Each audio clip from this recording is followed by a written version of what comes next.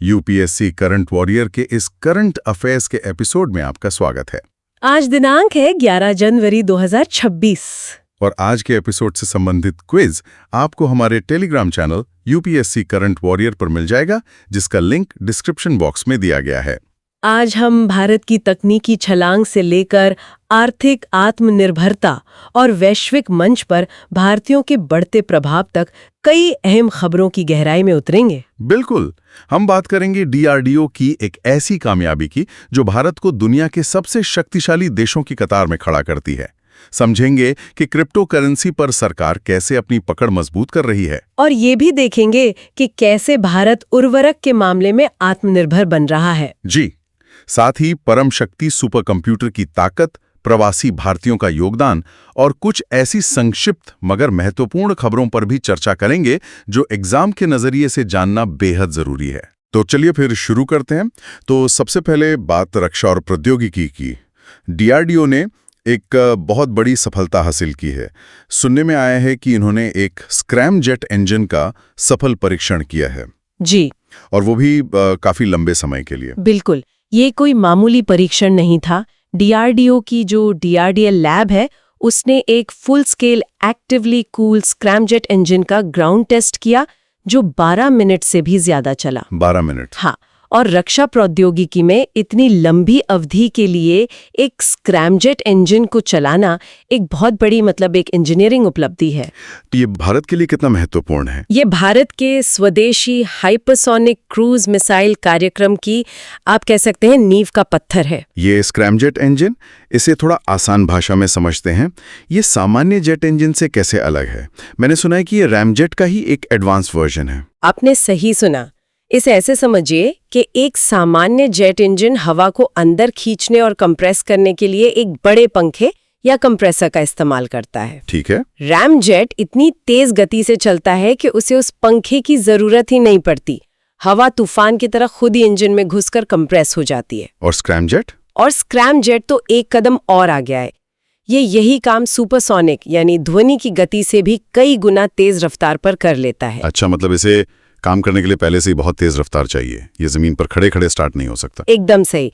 Scramjet और ramjet दोनों को ही उड़ान भरने के लिए किसी बूस्टर रॉकेट की मदद चाहिए होती है। ओके। लेकिन एक बार जब ये अपनी वर्किंग स्पीड पर पहुंच जाते हैं तो ये कमाल कर देते हैं। इन्हें पारंपरिक रॉकेट की तरह अपने साथ ऑक्सीजन ले जाने की जरूरत नहीं होती। ये सीधे वायुमंडल से ऑक्सीजन लेते हैं। इससे तो वजन काफी कम हो जाता होगा। बिल्कुल, इससे मिसाइल का वजन घट जाता है और उसकी रेंज कई गुना बढ़ जाती है। और इस टेस्ट के साथ ही भारत अब अमेरिका, रूस और चीन के उस एलीट क्लब में शामिल हो गया है जिनके पास ये तकनीक है। और स्क्रैमजेट इंजन का सीधा संबंध हाइपरसोनिक हथियारों से है। तो ये हथियार सिर्फ बहुत तेज मिसाइलें तो नहीं है, इनका काम करने का तरीका भी अलग है। बिल्कुल, ये सिर्फ गति के बारे में नहीं है। हाइपरसोनिक हथियार मैक 5 यानी 6100 किलोमीटर प्रति घंटे से ज्यादा की रफ्तार से चलते हैं। बाप रे। लेकिन इनकी असली खासियत है इनकी गति और इनकी मैन्यूवरेबिलिटी का कॉम्बिनेशन।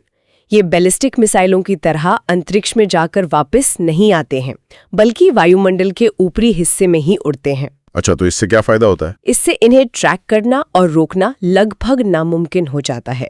और ये जो अंतर है बैलिस्टिक मिसाइल और हाइपरसोनिक हथियारों के बीच, कि एक ऊपर जाके नीचे आता है, दूसरा वायुमंडल में ही रहता है, ये वो बारीकियां हैं जिन पर अक्सर सवाल बन जाते हैं। हाँ, और इनके मुख्य रूप से 2 प्रकार हैं। पहला है हाइपरसोनिक ग्लाइड व्हीकल्स यानी HGV। इन्हें एक रॉकेट से लॉन्च किया जाता है, जिसके बाद ये अपने लक्ष्य की ओर ग्लाइड करते हुए जाते हैं और रास्ता भी बदल सकते हैं। और दूसरा है हाइपरसोनिक क्रूज मिसाइल यानी HCM। ये अपने स्क्रैमजेट इंजन की मदद से खुद ही उड़ते हैं। डीआरडीओ का यह परीक्षण इसी HCM तकनीक के लिए एक बहुत बड़ा कदम है। तो हमने देखा कि कैसे डीआरडीओ टेक्नोलॉजी के दम पर भारत को रक्षा में आत्मनिर्भर बना रहा है, और आत्मनिर्भरता की यही कहानी हमें अर्थव्यवस्था के एक और जरूरी क्षेत्र में भी देखने को मिल रही है, और वो है उर्वरक। बिल्कुल, वर्ष 2025 में भारत का घरेलू उर्वरक उत्पादन 524.62 लाख मीट्रिक टन के सर्वकालिक उच्च स्तर पर पहुंच गया है। इसमें यूरिया, DAP, NPS सब शामिल हैं। 524 लाख मीट्रिक टन? जी, ये आंकड़ा इसलिए भी महत्वपूर्ण है क्योंकि भारत दुनिया के सबसे बड़े उर्वरक आयातकों में से एक रहा है। इसका मतलब है कि हमारी आयात पर निर्भरता कम हो रही है। बहुत ज्यादा। 2025 में हमारी कुल जरूरत का लगभग 73% देश में ही बनाया गया। ये तो बहुत बड़ी बात है। बहुत बड़ी। और इसका असर कई स्तरों पर पड़ता है। ये सिर्फ किसानों की मदद या पैसे बचाने की बात नहीं है, ये तो खाद्य सुरक्षा को एक तरह से राष्ट्रीय सुरक्षा का हिस्सा बनाने जैसा है। वो कैसे?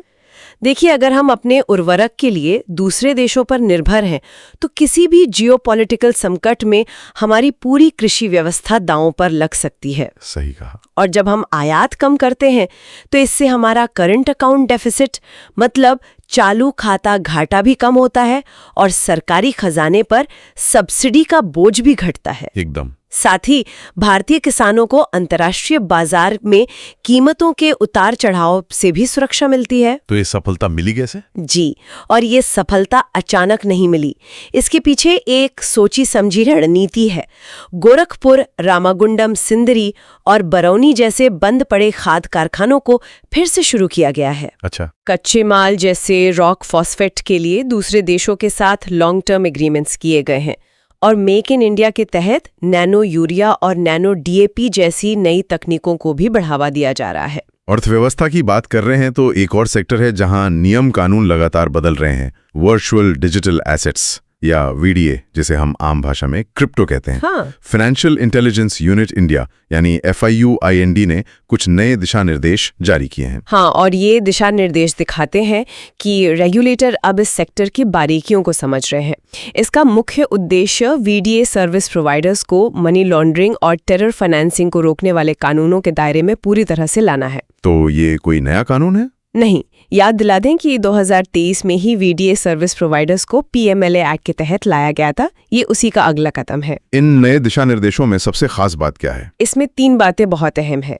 पहली, हर वीडीए कंपनी को एक प्रिंसिपल ऑफिसर नियुक्त करना होगा। ओके। दूसरी, साइबर सिक्योरिटी को लेकर नियम सख्त कर दिए गए हैं। अब इन कंपनियों को सर्टिफाइड ऑडिटर से अपना साइबर सिक्योरिटी ऑडिट करवाना अनिवार्य होगा। और तीसरा बिंदु? वो अनहोस्टेड वॉलेट से जुड़ा है ना? जी। मतलब अब सरकार उन प्राइवेट वॉलेट्स पर भी नजर रखना चाहती है जो किसी एक्सचेंज से जुड़े नहीं हैं। बिल्कुल। यही सबसे महत्वपूर्ण बदलाव है। अनहोस्टेड या सेल्फ कस्टडी वॉलेट वो होते हैं जिन पर यूजर का पूरा कंट्रोल होता है, किसी एक्सचेंज का नहीं। ठीक है। अब सर्विस प्रोवाइडर्स को इन वॉलेट से होने वाले ट्रांजैक्शंस का भी डेटा रखना होगा। ये दिखाता है कि रेगुलेटर्स समझ रहे हैं कि क्रिप्टो का बड़ा हिस्सा एक्सचेंजों के बाहर प्राइवेट वॉलेट्स में भी होता है और अवैध गतिविधियों के लिए इसका इस्तेमाल हो सकता है। और वीडीए की परिभाषा की बात करें तो इनकम टैक्स एक्ट में इसे कैसे समझाया गया है? इनकम टैक्स एक्ट 1961 के अनुसार वीडीए क्रिप्टोग्राफिक तरीकों से बनी कोई भी जानकारी, कोड या टोकन है जिसमें सरकारी मुद्रा शामिल नहीं है। इसमें NFTs भी आते हैं? हाँ, इसमें NFTs भी शामिल हैं। और याद रखने वाली बात यह है कि वीडीए के ट्रांसफर से होने वाली किसी भी आय पर 30% का सीधा टैक्स लगता है, साथ में सरचार्ज और सेस भी। टेक्नोलॉजी की बात हमने रक्षा और अर्थव्यवस्था में की। अब देखते हैं कि ये रिसर्च और डेवलपमेंट में भारत को कहाँ ले जा रही है, खासकर सुपर कंप्यूटिंग के क्षेत्र में।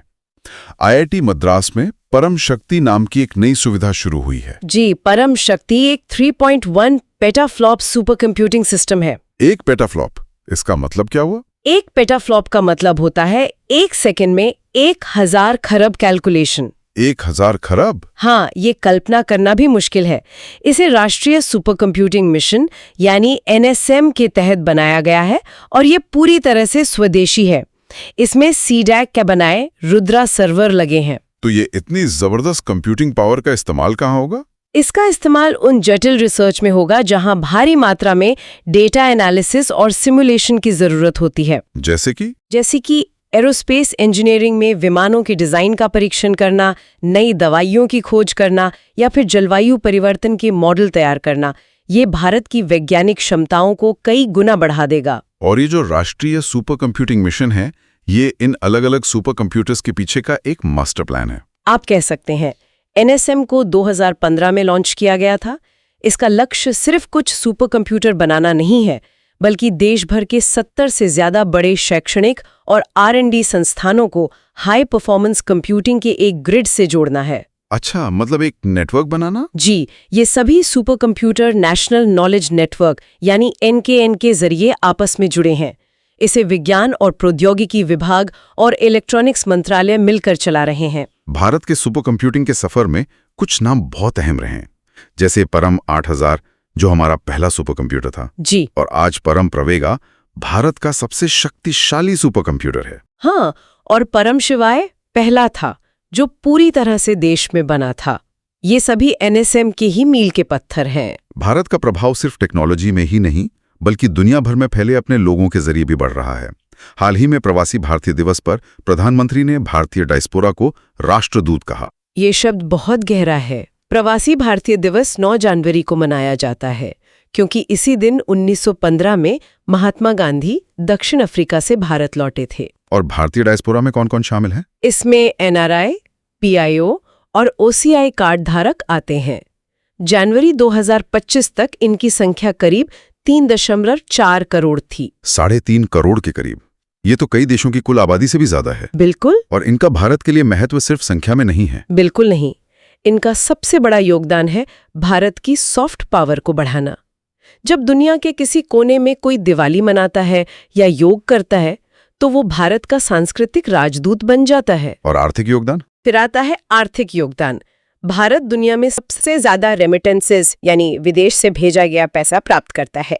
वित्तीय वर्ष 25 में यह आंकड़ा लगभग 135 बिलियन अमेरिकी डॉलर था। 135 बिलियन डॉलर्स। ये आंकड़ा इतना बड़ा है कि ये हमारे देश के रक्षा बजट से भी ज्यादा है। जी, ये दिखाता है कि बाहर बैठा हर भारतीय देश की अर्थव्यवस्था में कितना बड़ा योगदान दे रहा है। एकदम।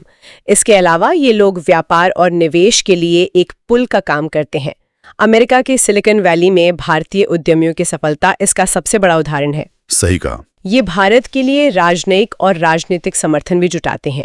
सरकार भी नो इंडिया प्रोग्राम जैसी पहलों से युवा डायस्पोरा को अपनी जड़ों से जोड़ने की कोशिश कर रही है। चलिए अब कुछ और महत्वपूर्ण संक्षिप्त समाचारों पर तेजी से नजर डालते हैं। पहली खबर है राष्ट्रीय पर्यावरण मानक प्रयोगशाला यानी NESL के बारे में। इसे CSIR NPL ने स्थापित किया है। ये वायु प्रदूषण मापने वाले उपकरणों की जांच और कैलिब्रेशन के लिए भारत की सबसे बड़ी लैब है। और इसमें खास क्या है? दिलचस्प बात यह है कि ये दुनिया में ऐसी दूसरी ही लैब है, पहली UK में है। इससे राष्ट्रीय स्वच्छ वायु कार्यक्रम के लिए हमें भरोसेमंद डेटा मिलेगा। अगली खबर वंडर मटेरियल ग्राफीन से जुड़ी है। हाँ, शोधकर्ताओं ने पेंसिल की लेड और ग्राफीन ऑक्साइड से एक बहुत सस्ता और लचीला सेंसर बनाया है। ये मिट्टी की नमी से लेकर इंसान की सांस तक को मॉनिटर कर सकता है। ग्राफीन के बारे में थोड़ा और बताइए। ग्राफीन खुद कार्बन के परमाणुओं की बस एक परत होती है। और इसके गुण तो कमाल के हैं। ये तांबे से बेहतर कंडक्टर है और वजन में स्टील से 200 गुना ज्यादा मजबूत। 200 गुना? एक एटम जितनी पतली परत और स्टील से 200 गुना मजबूत। ये तो सुनने में ही किसी साइंस फिक्शन फिल्म जैसा लगता है। सही में इसके इस्तेमाल की तो कोई सीमा ही नहीं होगी फिर। ये तथ्य परीक्षाओं के लिए बहुत महत्वपूर्ण हो सकता है। अब बात करते हैं नार्को समन्वय केंद्र यानी NCORD की 9वीं बैठक की। जी, मतलब ये एक तरह से ड्रग्स के खिलाफ काम कर रही अलग अलग टीमों जैसे पुलिस, NCB, बॉर्डर फोर्स जी के बीच एक सेंट्रल कमांड जैसा है। जी, ताकि ऐसा ना हो कि एक एजेंसी को कुछ पता हो और दूसरी को भनक तक ना लगे। इसकी स्थापना 2016 में गृह मंत्रालय ने की थी और इसका काम NDPS एक्ट 1985 को लागू करने में सभी एजेंसियों के बीच तालमेल बिठाना है। अगली खबर सुनामी को लेकर हमारी समझ को बदल सकती है। नासा की एक स्टडी कुछ नया बता रही है। हाँ। तो जो हम फिल्मों में देखते हैं कि एक बड़ी विशाल लहर आती है, हाँ। असल में वैसा नहीं है। हाँ, ये उससे कई ज्यादा जटिल है। पारंपरिक सोच के विपरीत सुनामी एक अकेली लहर नहीं बल्कि लहरों का एक जटिल पैटर्न है। अच्छा। और सबसे जरूरी बात, सुनामी की गति इस बात पर निर्भर नहीं करती कि वो अपने स्रोत से कितनी दूर है, बल्कि इस पर निर्भर करती है कि समुद्र कितना गहरा है। गहरे पानी में ये तेज चलती है और उथले पानी में धीमी हो जाती है। अंतर्राष्ट्रीय संबंधों में भारत ने पहली बार वाइमर ट्रायंगल में भाग लिया है। ये क्या है? वाइमर ट्रायंगल फ्रांस, जर्मनी और पोलैंड का एक क्षेत्रीय गठबंधन है जो 1991 में बना था। और इसका मकसद? इसका मकसद यूरोप में सहयोग बढ़ाना है। इसमें भारत की भागीदारी यूरोप के इन 3 बड़े देशों के साथ हमारे बढ़ते संबंधों का संकेत है। और इतिहास में रुचि रखने वालों के लिए कश्मीर से एक बड़ी खबर है। जहनपुरा में कुषाण काल के स्तूप मिले हैं। ये खोज कश्मीर की समृद्ध गांधार बौद्ध विरासत को सामने लाती है। ये स्तूप पहली से तीसरी शताब्दी के हैं और प्राचीन सिल्क रूट पर स्थित हैं। ये प्रीलिम्स के नजरिए से काफी अहम हो सकता है। और अब एक सामरिक रूप से बेहद संवेदनशील मुद्दे पर आते हैं, शसगाम घाटी। भारत ने वहां चीन की गतिविधियों पर आपत्ति जताई है। ये एक जटिल मामला है। शसगाम घाटी कानूनी रूप से भारत के लद्दाख का हिस्सा है, जिस पर 1947 से पाकिस्तान का अवैध कब्जा है। तो ये चीन के पास कैसे पहुंची? 1963 में एक सीमा समझौते के तहत पाकिस्तान ने ये घाटी अवैध रूप से चीन को सौंप दी। और ये हमारे लिए चिंता की बात क्यों है? ये सियाचिन ग्लेशियर के पास है, इसलिए यहाँ चीन का कोई भी निर्माण भारत के लिए एक गंभीर सुरक्षा चिंता है।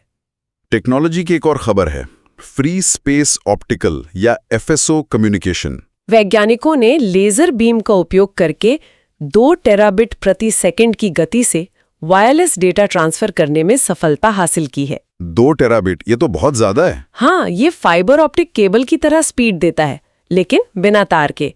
इसकी एक ही कमी है कि ये कोहरे, बारिश और धूल से प्रभावित होता है। और आज की आखिरी खबर राष्ट्रीय सुरक्षा से जुड़ी है। NIDMS राष्ट्रीय सुरक्षा गार्ड यानी NSG ने NIDMS यानी national IED data management system launch किया है। इसका क्या काम होगा? यह IED और बम धमाकों से जुड़ा एक सेंट्रलाइज्ड डिजिटल डेटाबेस है। इससे अलग-अलग मामलों के बीच पैटर्न खोजने, जांच में तेजी लाने और विभिन्न एजेंसियों के बीच सूचना साझा करने में बहुत मदद मिलेगी। तो ये थी 11 जनवरी 2026 की कुछ सबसे महत्वपूर्ण खबरों पर हमारी खास चर्चा। आज की हमारी बातचीत से एक बात तो साफ है, चाहे वो हाइपरसोनिक टेक्नोलॉजी हो, सुपर कंप्यूटर हो, उर्वरक में आत्मनिर्भरता हो या दुनिया भर में फैला हमारा डायस्पोरा, भारत की क्षमताएं और वैश्विक महत्वाकांक्षाएं एक साथ बढ़ रही हैं। बिल्कुल। और इन सभी विषयों की गहरी समझ ही एक बेहतर दृष्टिकोण देगी। आज की चर्चा पर आधारित क्विज के लिए हमारे Telegram channel UPSC current warrior पर जरूर जाएं। जी। अगले एपिसोड तक पढ़ते रहें और आगे बढ़ते रहें। जय हिंद।